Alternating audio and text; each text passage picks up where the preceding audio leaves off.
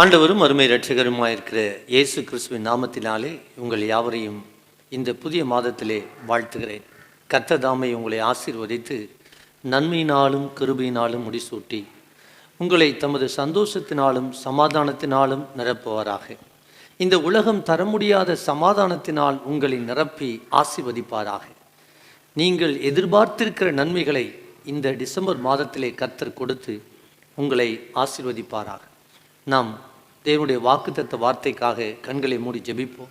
தேவனுடைய வார்த்தை இந்த டிசம்பர் மாதத்திலே உங்களுக்கு நிச்சயமாக ஒரு அற்புதத்தை கொண்டு வரும். தேவன் தம்முடைய வார்த்தை அனுப்பி நம்மை அழிவுக்கு தப்புவிப்பார்.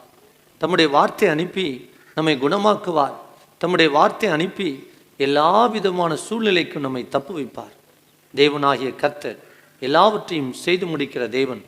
அவர் உனக்காக யாவையும் செய்து முடிப்பார்.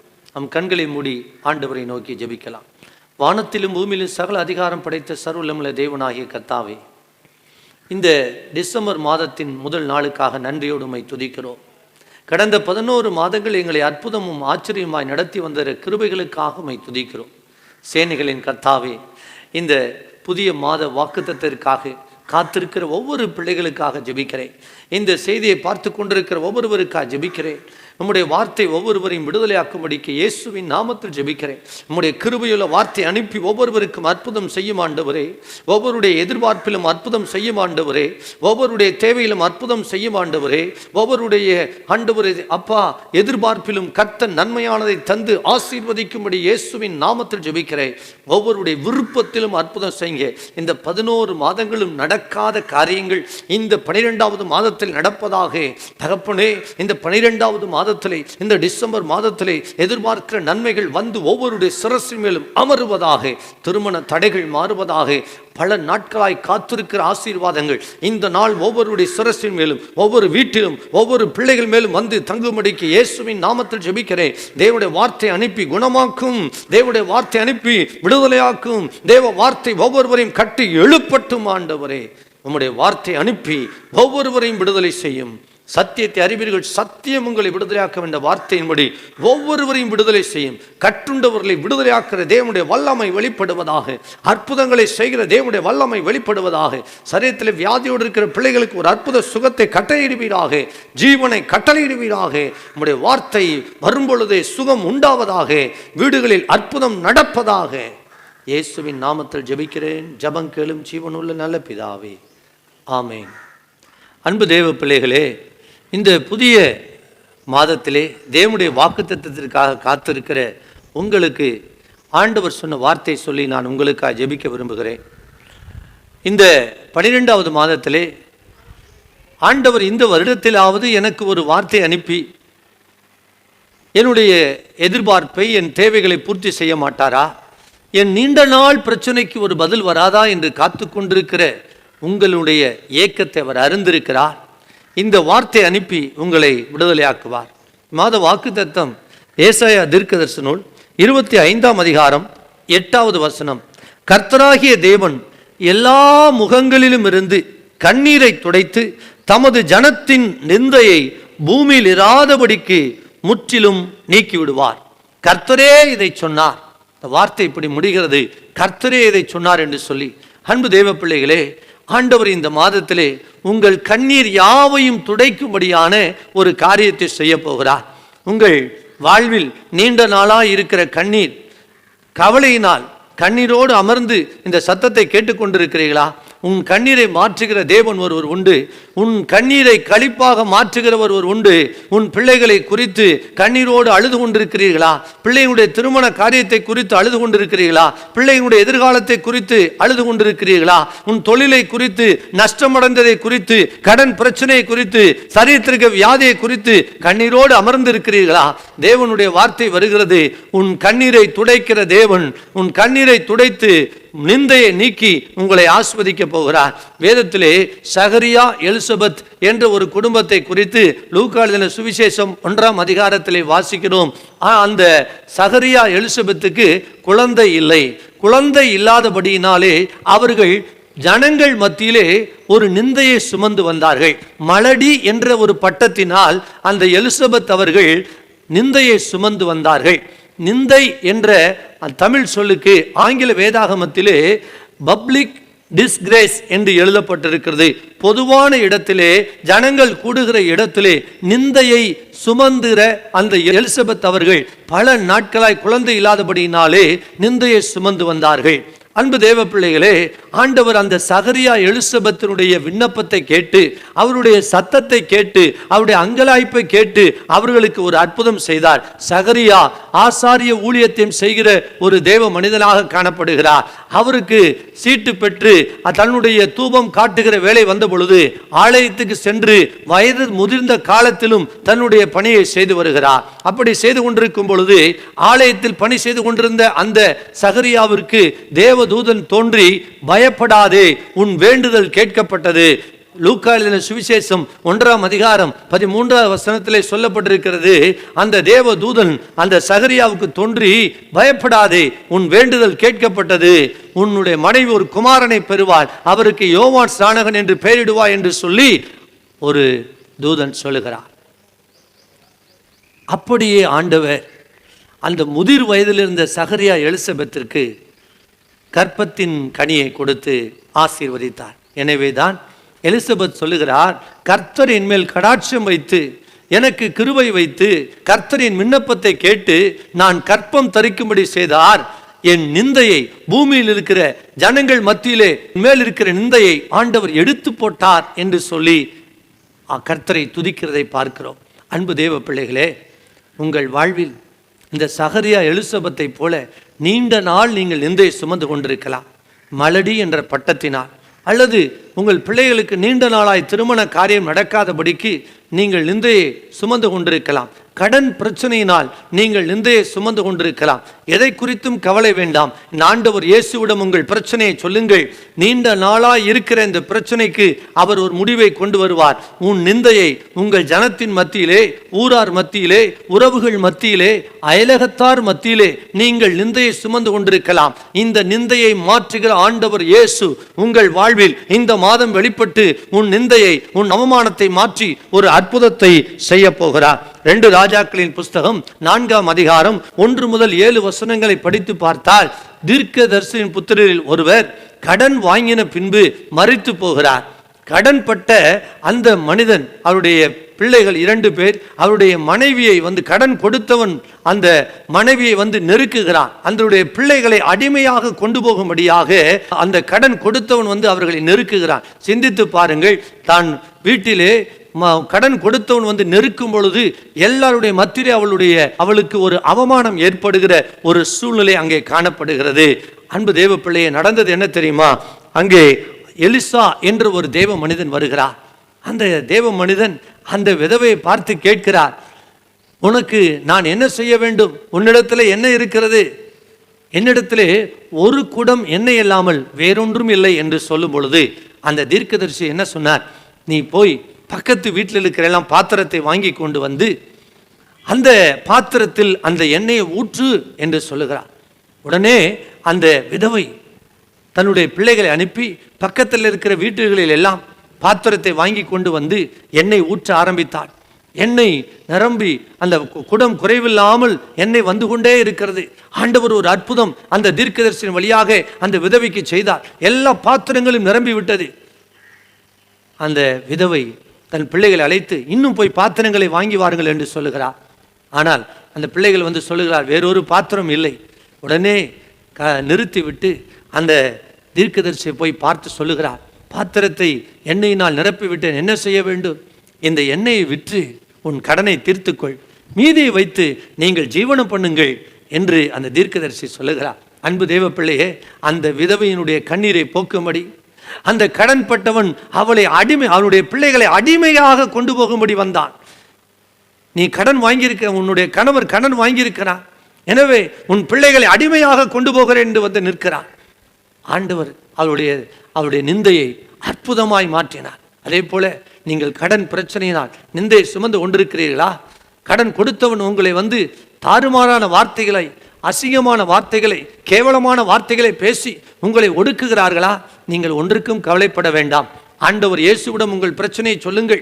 இந்த சத்தத்தை கேட்டுக்கொண்டிருக்கிற அன்பு தேவ பிள்ளையே, நீர் என்ன நிந்தை சுமந்து கொண்டு அழுது கொண்டு கண்ணீரோடு இந்த சத்தத்தை கேட்டுக்கொண்டிருக்கிறாயோ, இதை பார்த்து கொண்டிருக்கிறாயோ, ஆண்டவர் இயேசு உன் கண்ணீரை துடைக்கும்படி உன் நிந்தையை மாற்றுவார். நிச்சயமாக உன் கண்ணீரை துடைத்து உன் நிந்தையை மாற்றுவார். அவர் ஒரு அற்புதம் செய்வார். அன்பு தேவ பிள்ளையே, சகரியா எலிசபெத் வயது முதிர்ந்த காலத்திலும் கரு உண்டாகும்படி கற்பம் தரிக்கும்படி ஆண்டவர் கிரியை செய்தார். ஆண்டவர் அற்புதம் செய்து ஜனங்களுக்கு இந்த நிந்தையை மாற்றினார். அதே போல அந்த விதவைக்கு கடனை மாற்றி கண்ணீரை மாற்றி அந்த நிந்தையை மாற்றின ஆண்டவர் உன் வாழ்வில் இருக்கிற நிந்தையை இந்த மாதம் நிச்சயமாக மாற்றி உன் கண்ணீரை துடைத்து உனக்கு ஒரு அற்புதம் செய்வார். ஆண்டவர் உன் நிந்தையை நீக்கி உன் தலையை உயர்த்துகிற தேவன். எந்த இடத்தில் நீங்கள் அவமானப்பட்டு எந்த இடத்தில் நீங்கள் தலை குனிந்து நின்றீர்களோ அதே இடத்தில் என் தேவனாகிய கர்த்தர் உன் தலையை உயர்த்துவார். யோசுவாவின் புஸ்தகம் 4ஆம் அதிகாரம் 14வது வசனம் சொல்லுகிறது, கர்த்தர் இஸ்ரவேல் ஜனங்கள் எல்லாருக்கும் முன்பதாக அந்த யோசுவாவை மேன்மைப்படுத்தினாராம். அன்பு தேவ பிள்ளைகளே, நீங்கள் வெட்கப்பட்ட இடத்தில் கர்த்தர் நிந்தையை சுமந்த இடத்தில் ஆண்டவர் உன் தொழிலை ஆசீர்வதித்து உன்னை உயர்த்த போகிறார். தொழிலில் நஷ்டம் காணப்படுகிறதே, நான் என்ன செய்வேன், வருமானத்திற்கு வழியில்லை என்று சொல்லி கவலையோடு நிற்கிற உங்கள் நிந்தையை தேவன் பார்த்து உன் கண்ணீரை பார்த்து உன் கண்ணீரை துடைத்து உனக்கு ஒரு வழியை செய்ய போகிறார். ஆண்டவர் உன் நிந்தையை நீக்குவார். நில்லாமல் ஓடுங்கள், தொடர்ந்து ஓடுங்கள். சகரியா ஒரு தேவ மனிதர், ஆசாரிய ஊழியம் செய்து வந்தார். லூக்கா எழுதின சுவிசேஷம் 1ஆம் அதிகாரத்தில் நாம் படிக்கலாம். அவருக்கு வயது முதிர்ந்த காலத்திலும் தூபம் காட்டும்படியான பணி செய்ய அழைப்பு வந்தது. அதை அவர் உற்சாகத்தோடு செய்கிறார். ஆலயத்திற்கு வருகிறவர்கள், வெளியே ஜெபம் பண்ண மக்கள் காத்திருக்கிறார்கள். ஆனால் தூபம் காட்டுகிற பணியை செய்து கொண்டிருக்கிறார். எனக்கு குழந்தை இல்லை, மக்கள் என்ன நினைப்பார்கள், நான் இவர்களுக்காக தேவனுடைய சமூகத்தில் நிற்க வேண்டுமே என்று சொல்லி அவர் கவலைப்படவில்லை. என்னை குறித்து ஜனங்கள் எவ்வளவு கேவலமாய் பேசுவார்கள், என் குடும்பத்தை குறித்து அவர்கள் எப்படியெல்லாம் பேசுவார்கள் என்று சகரியா கவலைப்படவில்லை. தனக்கு கொடுக்கப்பட்ட பணியை அவர் முழு உற்சாகத்தோடு செய்து வந்தார். வயது முதிர்ந்த காலத்திலும் தன்னுடைய பணியை நேர்த்தியாக செய்து கொண்டிருந்தார். அன்பு தேவ பிள்ளையே, கர்த்தர் உன் நிந்தை நீக்குவார். உன் கைக்கு நேரிடுவது எதுவோ அது முழு பலத்தோடு செய். பிரசங்கியின் புஸ்தகம் 9ஆம் அதிகாரம் 10வது வசனத்தை படித்தால் அங்கே ஒரு காரியம் சொல்லப்பட்டிருக்கிறது. செய்யும்படி உன் கைக்கு நேரிடுவது எதுவோ அதை உன் பலத்தோட செய். உன் கைக்கு நேரிடுவது எதுவோ அதை பலத்தோட செய்.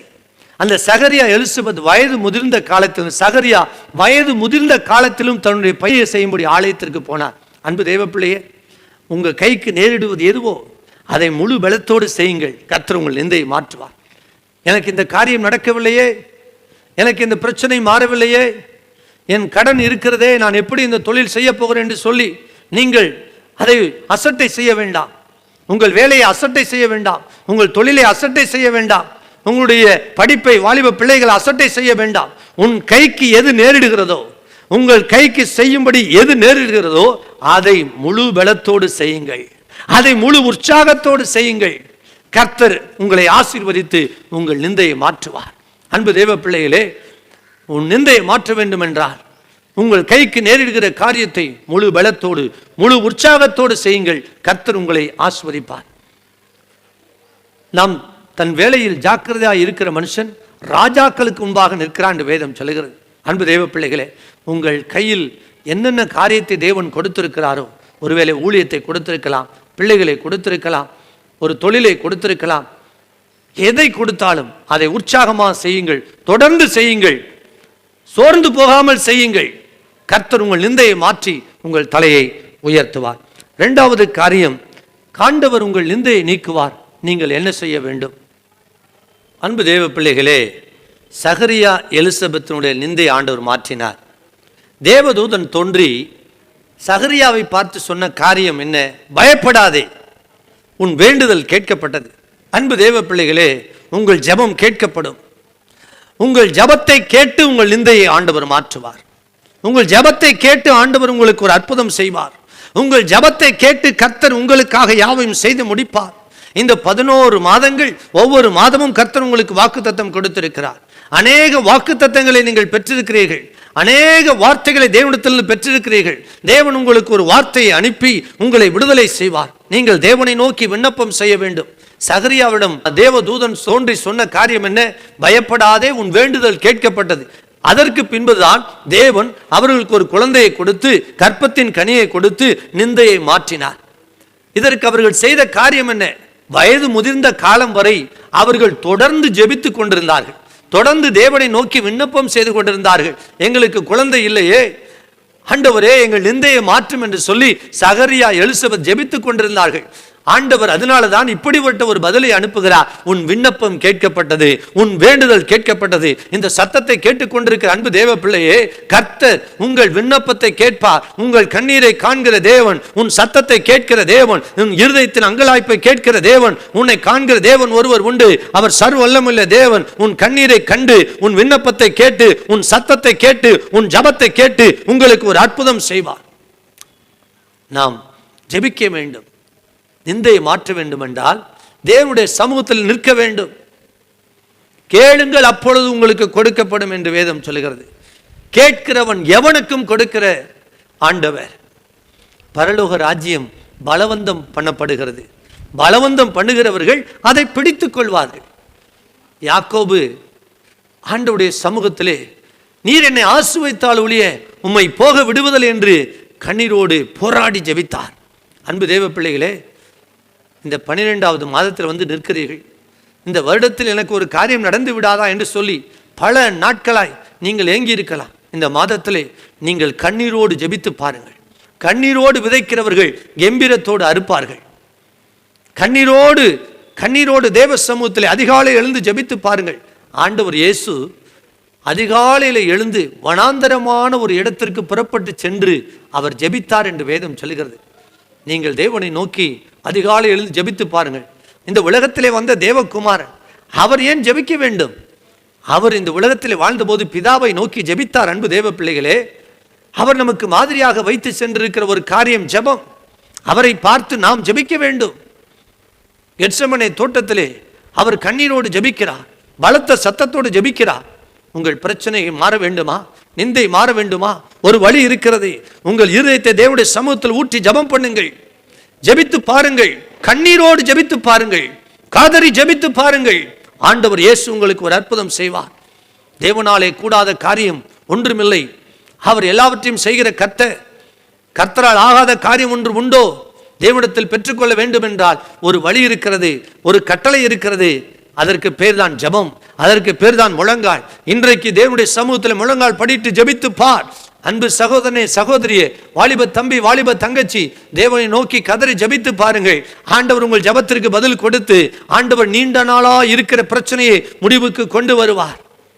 தேவ சமூகத்தில் நில்லுங்கள். ஜெபிக்கிற மனிதனுக்கு தான் தேவன் பதில் தர முடியும். ஜெபிக்கிற சகரியா எலிசபெத்துக்கு தான் தேவன் பதில் கொடுத்து நிந்தையை மாற்றினார். வேதத்தில் அநேகருடைய ஜெபத்தை ஆண்டவர் கேட்டிருக்கிறார். ஆபிரகாமுடைய ஜெபத்தை கேட்டு லோத்தை ஆண்டவர் அந்த அழிவுக்கு தப்புவித்தார். அதே ஆண்டவர் உங்களையும் அழிவுக்கு தப்புவிப்பார். ஈசாக்குடைய ஜெபத்தை கேட்டு ரெபேக்காளுக்கு இரட்டை குழந்தைகளை ஆண்டவர் கொடுத்தார். அதே ஆண்டவர் உன் பிள்ளைகளுக்கும் கற்பத்தின் கனியை கொடுப்பார். உன் மனைவிக்கு கற்பத்தின் கனியை கொடுப்பார். கர்த்தர் ஆசீர்வதித்து இரட்டை பிள்ளையை கொடுத்தது போல உங்களையும் ஆசீர்வதிப்பார். யாக்கோபை ஆசீர்வதித்து ஏசாவின் கைக்கு தப்புவித்த அதே ஆண்டவர் யாக்கோபின் ஜெபத்தை கேட்டு அவனை 2 பெரிய கூட்டங்களாய் ஆசீர்வதித்த தேவன் உங்கள் ஜெபத்தை கேட்டு 2 பெரிய கூட்டங்களாக 2 பெரிய ஆசீர்வாதங்களை நீங்கள் சுதந்திரிக்க முடியும். இந்த 2020ஆம் ஆண்டு இரட்டிப்பான நன்மையை நீங்கள் சுதந்திரிக்க முடியும். இந்த ஆண்டு முடிவதற்குள் தேவன் உங்களுக்கு ஒரு நன்மையை, தேவன் உங்களுக்கு ஒரு ஆசீர்வாதத்தை, தேவன் உங்களுக்கு ஒரு மேன்மையை கட்டளையிட முடியும். அன்பு தேவ பிள்ளைகளே, கர்த்தரை நோக்கி ஜெபித்து பாருங்கள். முழங்கால்கள் யாவும் அவருக்கு முன்பாக முடங்கும் என்று எழுதியிருக்கிறபடி முழங்காலை முடக்கி தேவன் நீங்கள் இருக்கிற இடத்துல முழங்கால் படிட்டு தேவனை நோக்கி ஜெபம் பண்ணுங்கள். கர்த்தர் உங்கள் விண்ணப்பத்தின் சத்தத்தை கேட்டு அவர் உருக்கமா இறங்கி உங்களுக்கு பதில் கொடுப்பார். அவர் இரக்கமுள்ள தேவன். அவர் இரக்கத்தில் ஐஸ்வர்ய சம்பன்னராக இருக்கிறார். கண்ணீரோடு ஜெபிக்கிற பிள்ளைகளை சத்தத்தை கேட்டு உங்களுக்கு ஒரு அற்புதம் செய்வார். 3வது காரியம், நிந்தையை நீக்குவார். நிச்சயத்தோடு இருங்கள். இந்த சகரியா எலிசபெத்துக்கு அவர்கள் குழந்தை இல்லை என்று சொல்லி அவர்கள் ஜெபித்து வந்தார்கள். தேவதூதன் தோன்றி சொன்ன காரியம், பயப்படாதே, உன் வேண்டுதல் கேட்கப்பட்டது. அப்பொழுது சகரியா கேட்கிறார், இந்த வயது முதிர்ந்த நாட்களில் நான் கிழவனும் கிழவியுமா இருக்கிற எங்களுக்கு எப்படி குழந்தை உண்டாகும் என்று கேட்கிறார். அப்பொழுதுதான் தேவதூதன் சொல்லுகிற காரியம் 1 லூக்கா எழுதின சுவிசேஷம் 1ஆம் அதிகாரம் 20வது வசனத்திலே, இதோ தகுந்த காலத்திலே நிறைவேறப் போகிற என் வார்த்தைகளை நீ விசுவாசியாதபடியினால் இவைகள் சம்பவிக்கும் நாள் மட்டும் நீ பேசக்கூடாமல் ஊமையாயிருப்பாய். ஆண்டவருடைய வார்த்தை வந்துவிட்டது, ஆண்டவர் அற்புதம் செய்து விடுவேன் என்று சொல்லிவிட்டார். ஆனால் அதை விசுவாசிக்க முடியவில்லை. சகரியாவுக்கு ஜெபிக்கிறார், ஆனால் ஜபத்திற்கு பதில் கொடுத்த பிறகும் அவரால் விசுவாசிக்க முடியவில்லை. தகுந்த காலத்தில் தேவனுடைய வார்த்தை நிறைவேறும், அதுவரை நீங்கள் விசுவாசத்தோடு காத்திருக்க வேண்டும். ஆண்டவர் இந்த டிசம்பர் மாதம் 31ஆம் தேதி 11 மணிக்கு 55 நிமிடத்தில் கூட உங்களுக்கு ஒரு அற்புதம் செய்ய முடியும். அதுவரை தேவனுடைய வார்த்தைக்காக, தேவனுடைய வார்த்தை நிறைவேற வேண்டும் என்று காத்திருங்கள். ஏற்ற காலத்தில் அவர் உங்களை உயர்த்துகிற தேவன். தகுந்த காலத்தில் அவருடைய வார்த்தை நிறைவேறும் என்று வேதம் சொல்லுகிறது. இந்த வார்த்தையை சகரியா விசுவாசிக்காதபடினாலே தேவதூதன் சொல்லுகிறார், தேவனுடைய வார்த்தை நிறைவேறும் வரை நீ ஊமையாயிருப்பாய். ஏன் ஊமையா இருக்க சொல்லி நீ ஊமையா இருக்கும்படிக்கு அவர் கட்டளையிட்டார் என்றால், அவர் அவிசுவாசமான வார்த்தைகளை பேசிவிடுவார். அவிசுவாசமான வார்த்தைகள் தேவனிடத்திலிருந்து நன்மை கொண்டு வராது, அற்புதங்களை கொண்டு வராது, மகிமையை கொண்டு வராது, ஆசீர்வாதங்களை கொண்டு வராது. எபிரேயருக்கு எழுதின நிருபம் 11ஆம் அதிகாரம் 6வது வசனம் சொல்லுகிறது, விசுவாசம் இல்லாமல் தேவனுக்கு பிரியமாயிருப்பது கூடாத காரியம். அப்ப தேவனை பிரியப்படுத்துவது எது? விசுவாசம்.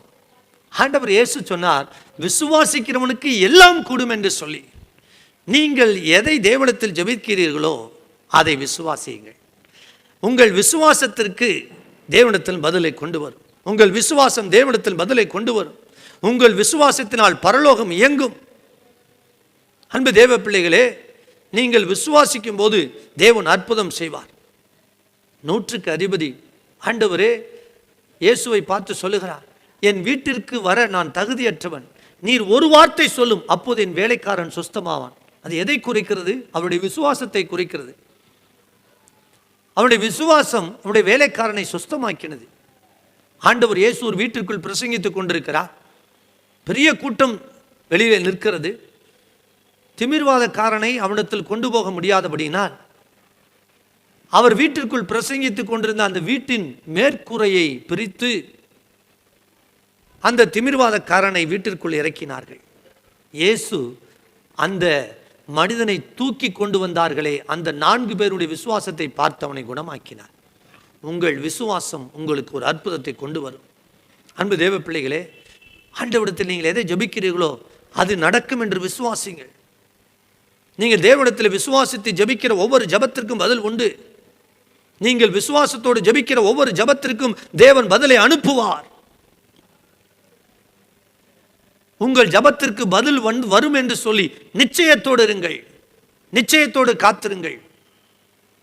நிச்சயமாகவே முடிவு உண்டு. உன் நம்பிக்கையை வீண் போகாது. இந்த வருடத்திலே, இந்த டிசம்பர் மாதம், இந்த வருடம் முடிய போகிறது. இந்த முடிவதற்குள்ளே தேவன் ஒரு முடிவை வைத்திருக்கிறார். இந்த டிசம்பர் மாதம் முடிவதற்குள் தேவன் ஒரு முடிவை வைத்திருக்கிறார். உங்கள் நிந்தையை மாற்றும்படி ஒரு முடிவை வைத்திருக்கிறார். ஆண்டவர் ஒரு முடிவை வைத்திருக்கிறார்.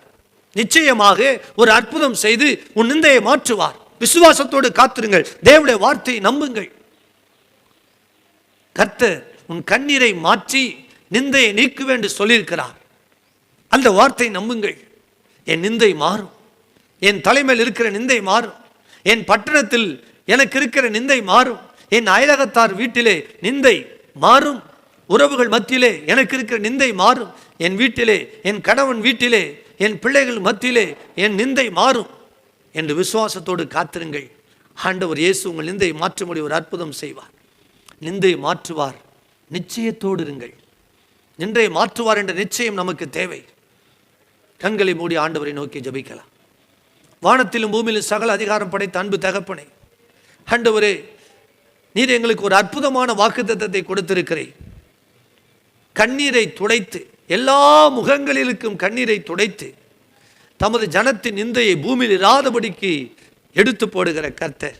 ஆண்டவரே, யாரெல்லாம் நிந்தையோடு இந்த வார்த்தையை கேட்டுக்கொண்டிருக்கிறார்களோ, நிந்தையை சகிக்க முடியாமல் கண்ணீரோடு அமர்ந்திருக்கிறார்களோ, அவமானமான பேச்சுக்களை சகித்து கொண்டிருக்கிறார்களோ, தகப்பனே, ஒரு அற்புதம் செய்யும் ஆண்டவரே. நிந்தையை மாற்றும்படி ஒரு அற்புதம் செய்யும். நிந்தையை மாற்றும்படி என் தேவனாய கர்த்தர் ஒரு வழியை திறந்துள்ளும். நிந்தையை மாற்றும்படி என் தேவனாய கர்த்தர் ஒரு வழியை திறக்கும்படி இயேசுவின் நாமத்தில் ஜெபிக்கிறேன். இந்த மாதம் எதெல்லாம் எதிர்பார்த்து காத்திருக்கிறார்களோ அந்த ஆசீர்வாதம் ஒவ்வொருடைய சிரசு மேல் வந்து அமருவதாக, தடைகள் விலகுவதாக.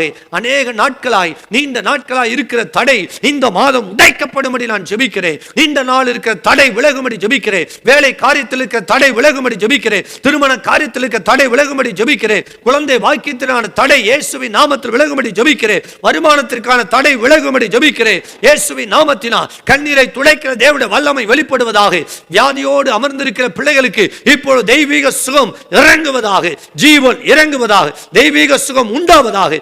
ஆண்டவர் இயேசு கிறிஸ்துவின் தழும்புகளா, காயப்பட்ட தழும்புகளா நீ தொட்டு சுகமாக்கும்படி இயேசுவின் நாமத்தில் ஜெபிக்கிறேன். எப்படிப்பட்ட வியாதியாய் இருந்தால், எப்படிப்பட்ட கட்டியாய் இருந்தால் இப்பொழுது மறையட்டும். எப்படிப்பட்ட காய்ச்சலாய் இருந்தால் இப்பொழுது நீ சுகமாக்கும்படி நான் ஜெபிக்கிறேன். தகப்பனே, வீண் செலவுகளுக்கு ஜனத்தை விலக்குவீராக. ஆண்டவரே, சமாதானத்திற்காக ஏங்கி தவிக்கிற பிள்ளைகளை உம்முடைய சமாதானத்தினால், உம்முடைய சந்தோஷத்தினால், உம்முடைய மகிழ்ச்சியால் நிரப்பும். இந்த பண்டிகை நாட்கள், இந்த டிசம்பர் மாதம் ஒவ்வொருவருக்கும் ஆசீர்வாதமா இருக்க, ஒவ்வொருவருக்கும் மகிழ்ச்சியா இருக்க, ஒவ்வொருவருக்கும் சந்தோஷமா இருக்க என் தேவன் உதவி செய்வீராக. எல்லா பிரிவினைகள், எல்லா சண்டைகள் இயேசுவின் நாமத்தில் விலகுவதாக. குழப்பமான சூழ்நிலைகள் மாறுவதாக. இயேசுவின் நாமத்தில் ஜெபிக்கிறேன். பிரிந்த குடும்பங்கள் இணைந்து வாழ கர்த்தர் உதவி செய்வீராக. அற்புதம் செய்வீராக. திக்கற்ற பிள்ளைகள், விதவைகள், ஆண்டவரே கைவிடப்பட்டவர்கள், முதியோர்கள், எனக்கு யாரும் இல்லையே என்று கவலையோடு நிற்கிற பிள்ளைகளுக்கு என் ஆண்டவர் ஒரு அற்புதம் செய்து நீர் தேற்றுவீராக. இந்த சகரியா எலிசபெத்துக்கு ஒரு தூதனை அனுப்பினது போல ஆண்டவரே, கைவிடப்பட்ட மக்களுக்கு ஒரு உதவி செய்யும்படியாக தூதர்களை அனுப்பும் ஆண்டவரே. அற்புதம் செய்தல்லோ. இந்த சத்தத்தை கேட்கிற பிள்ளைகளுக்கு அற்புதம் செய்தல்லோ. தொழிலே, வியாபாரத்திலே ஒரு விருத்தியை கட்டளையிடும்படி ஜெபிக்கிறேன். வானத்தை திறப்பீராக. இந்த மாதம் இவர்கள் எதிர்பார்த்திருக்கிற நன்மை, ஆசீர்வாதம் ஒவ்வொருடைய சிரசு மேல் வந்து அமரட்டும் ஆண்டவரே. ஒவ்வொருவரும் ஆண்டவரே நிச்சயத்தோடு ஓடட்டும்.